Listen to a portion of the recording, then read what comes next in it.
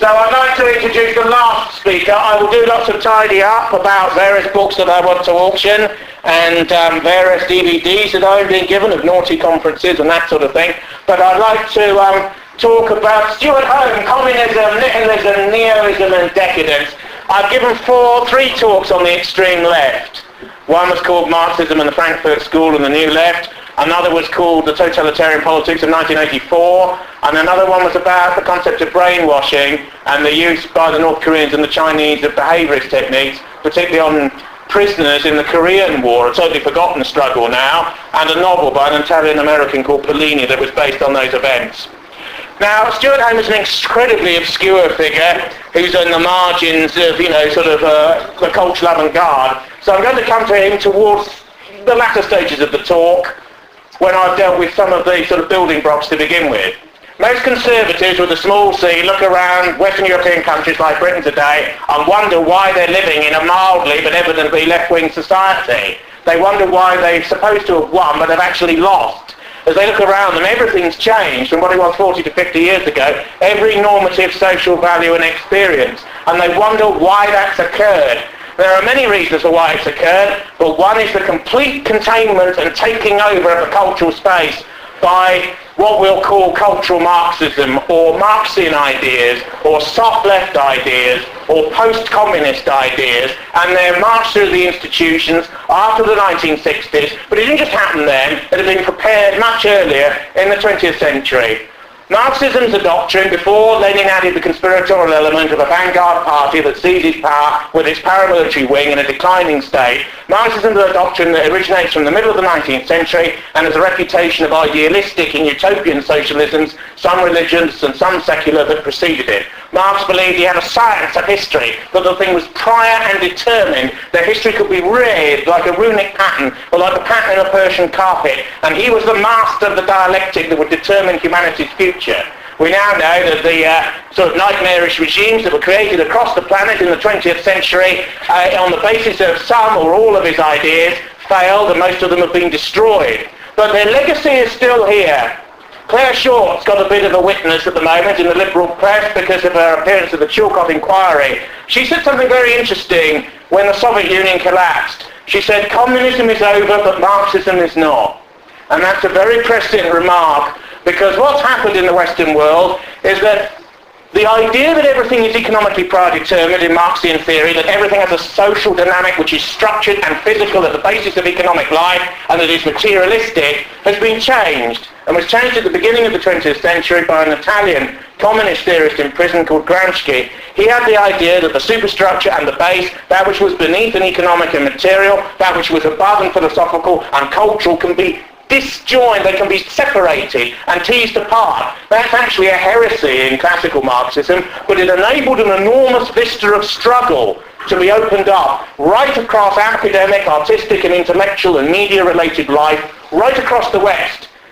Part of the left disengaged from the politics of vanguardism and engaged in what is now largely called cultural struggle.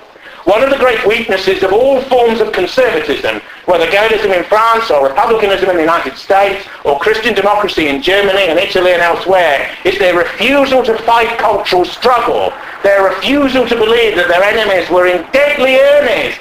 In the 1960s, persons who were regarded as reactionary, quote-unquote, particularly in the academy, used to laugh at a lot of what was occurring. It was almost a joke. I'm sure most people are aware of that satire called Porterhouse Blue, by Tom Sharp, which is based upon Peterhouse College, Cambridge, of all these reactionary and ultra-dons, people like Maurice Cowling, people like Roger Scruton, who were associated with that college. They're metaphysical or deep blue conservatives, illiberal conservatives, people who are right on the edge of the conservative range of opinion before the far right begins, as far as you can go within the mainstream, basically. Now, those individuals, and Cowling, who I knew once, he's dead now, they didn't give in, but in a way they didn't understand that in order to fight back against the tidal wave of leftist ideas throughout the 20s, 30s, 40s, 50s, 60s and thereafter, you had to go further out ideologically. Even if you weren't prepared to make organisational commitments, even in the terms of fellow travelling, you had to use far-right ideas, even if you didn't call them that, to fight against the left in its militancy. And basically conservative academics from Michael Oakeshott onwards refused to do so, absolutely refused to do so. And in doing so, they basically put the noose around their own neck in relation to the forces that were coming. Because their enemies were indeed deadly earnest. They wanted to transform the mindset of Western societies, and the way that they configured to do that wasn't through vanguard parties, although they supported them, wasn't through doctrines of social revolution, although they may have residually supported that, but was by changing the grammar that people used to think with at the advanced level.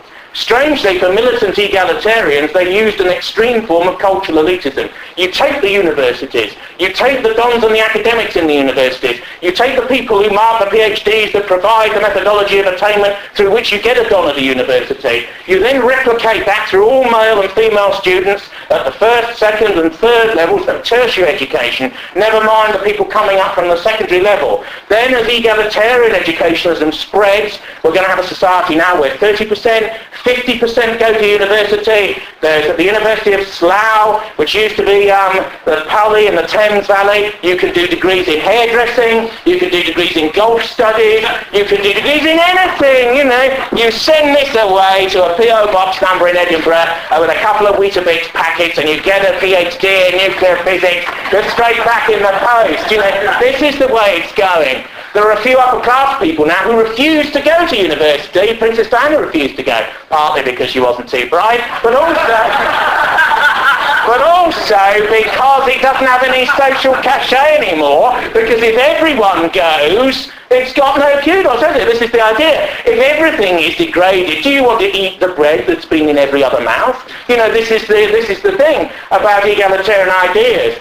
But the plan of leftist subversion, which is a wave of academics in all sorts of areas, not necessarily network, not necessarily doing it in relation to each other, but doing it in the relation to the logic of their studies. And they do it in discourse after discourse. They do it in economic theory, which before Keynes was classical liberal methodology. Arthur Marshall, say, being the last of that particular school, revived by Hayek and Friedman in the middle of the 20th century as a dissident current that would then come back. Keynes comes first, and Marxist economics economists like Joan Robinson, Professor Joan Robinson at Cambridge, comes later. Then you go to anthropology.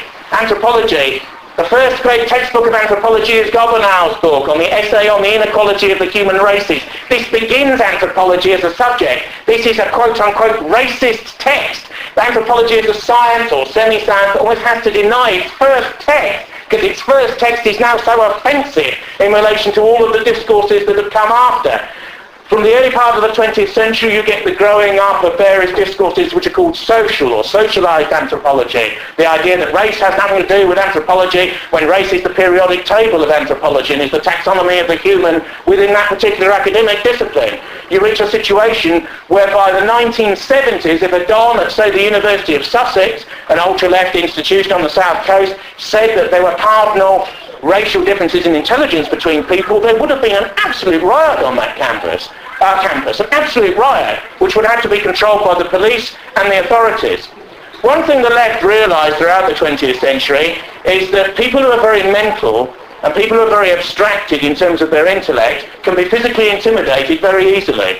The mind and the body are so split in Western life that all you have to do is have a small mob wave their fist at a couple of dons and they're prostrated and they can't do anything and they're in fear of their lives and they will write in a different way afterwards.